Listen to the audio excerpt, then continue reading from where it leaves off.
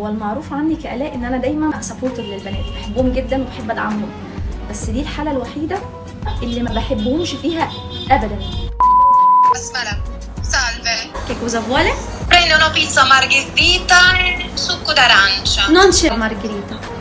Ok, che cosa c'è allora? C'è solamente una pizza.